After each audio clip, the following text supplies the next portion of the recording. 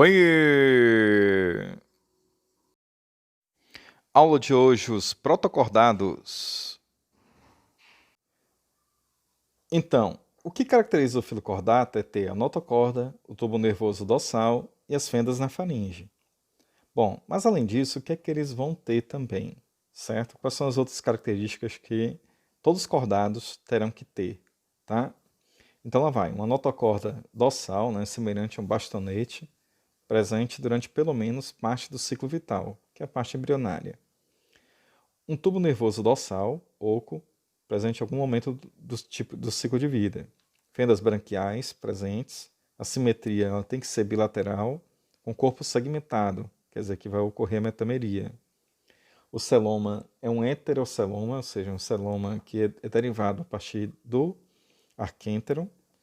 E o esqueleto, quando presente, é um endoesqueleto, tá? Que é formado a partir do mesoderme.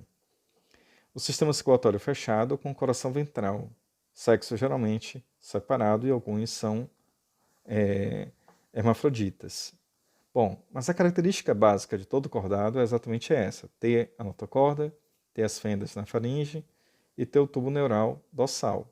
Como já expliquei antes, os protostômios e o deuterostômio se dividem, né, exatamente nessa questão do ânus, que surge primeiro nos deuterostômios, mas também a gente percebe que é uma mudança radical no corpo do animal. Aí, que é exatamente a localização do sistema nervoso e do sistema circulatório, né, que vai mudar. Então, no nosso caso, o sistema nervoso é dorsal e a circulação ela é ventral. Então, de onde viemos? Dos equinodermos. Então, a larva, chamada de larva plúteo, aí deu origem, então, aos primeiros cordados. Esses cordados primitivos é que é o tema dessa parte aqui agora da nossa aula. Então existe aí os chamados protocordados, certo? Que é uma divisão, uma subdivisão, um subfilo do filo cordata.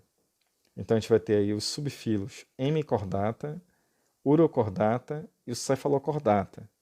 Ou seja, são cordados, tá? Que não vai ter coluna vertebral.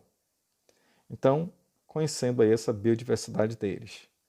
O subfilo hemicordata, olha aí que interessante, ele tem um corpo bem vermiforme. Então talvez seja o cordado mais primitivo que existe.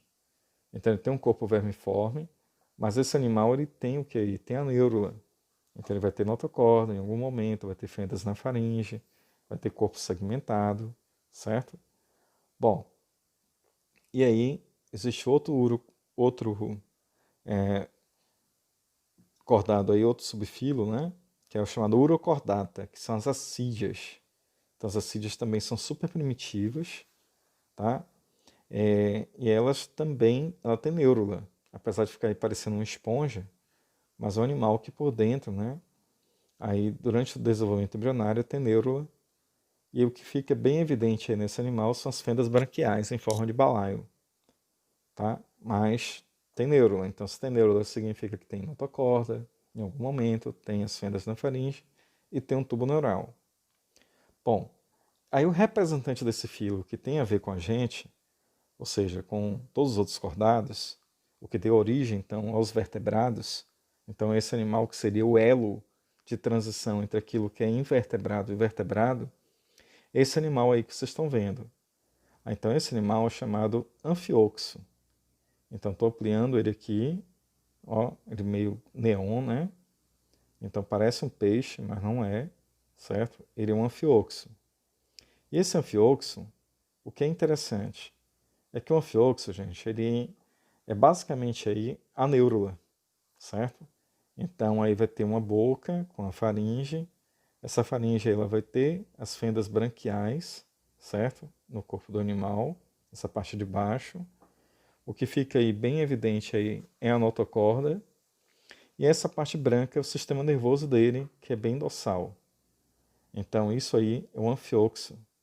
Esse anfioxo, então, é que seria aí o nosso, digamos assim, representante invertebrado, ou seja, o nosso descendente invertebrado, né, direto. Então é esse bicho aí que seria o elo de ligação entre aquilo que é vertebrado e invertebrado, o anfioxo. Bom, e aí a gente tem a estrutura dele, por dentro dele. Aí o que a gente vê? Uma boca, né? Aí com cirros, que é o que vai capturar aí o alimento. Aí as fendas na faringe, então a água passa por esses cirros, ele filtra essa água. Aí a brânquia absorve o oxigênio, libera gás carbônico, e é assim que esse animal respira. Bom, aí o sistema reprodutor dele, esses são as gônadas. Aí repara que aí você tem um tubo digestório ligado ali à boca, né? O ânus, que é bem interessante. Depois do ânus, eles têm a nadadeira caudal, né? Então ali é interessante também isso. E, no caso, a notocorda que vocês estão vendo ali, ó, né? Bem evidenciada, esse tubo neural. Então é esse animal que vai ser aqui o elo de ligação entre o invertebrado e o vertebrado, tá certo? Aí o anfioxo. Então, esse anfioxo então é que deu origem ao primeiro vertebrado. Então, quer dizer, quando essa notocorda ela começou a formar ossos, né, que seriam as vértebras, e algumas vértebras, né, algumas estruturas na notocorda, né, começando a formar o crânio, então é aí que vai surgir, certo? Então, o esqueleto, né? E aí a gente vai dizer que surgiu os vertebrados, os animais vertebrados. Bom, vamos lá. Então, os vertebrados, o que é que eles vão ter? Né? Então, esse subfilo vertebrata. Aí que vai ser quem?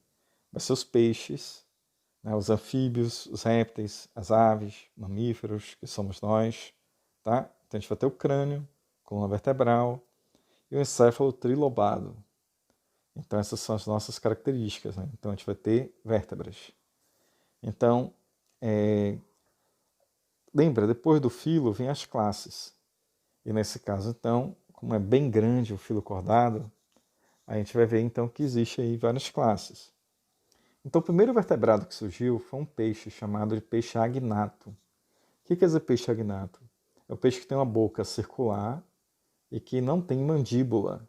Então, não tem essa articulação, tá, que faz a gente falar. Então, aí a boca do peixe, né, fica aberta o tempo todo. Então, peixe sem mandíbula. Então, ele vai ter vértebras, tá? Essas vértebras vão ficar aí cartilaginosas por um tempo, certo? Aí vai ter o crânio. E esses animais agnatos, alguns não existem ainda, tá? Esses peixes, então, é o que vocês estão vendo aí, ó. Eles são ectoparasitas de outros peixes, atualmente. Mas eles que foram os primeiros a dominar os mares, né? E oceanos aí primitivos.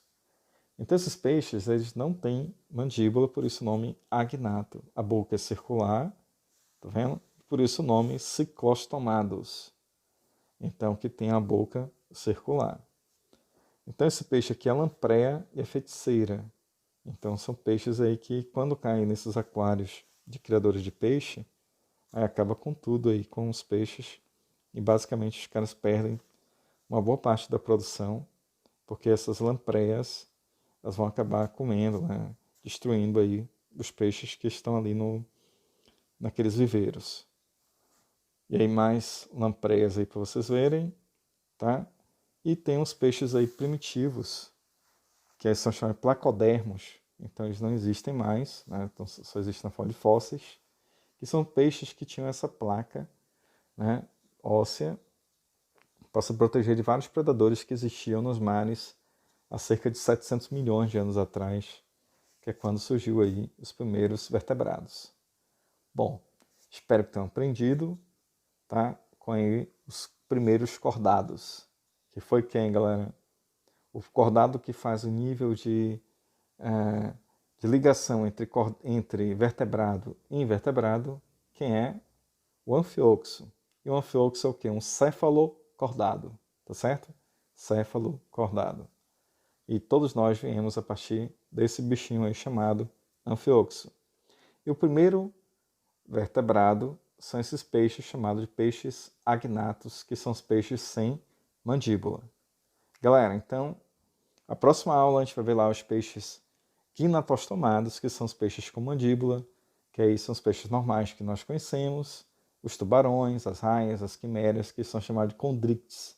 Então a gente vai ver que vai existir dois tipos de peixes, os condrictes e osteíctes. Então, até lá, até a nossa próxima aula. Valeu, gente! Oi!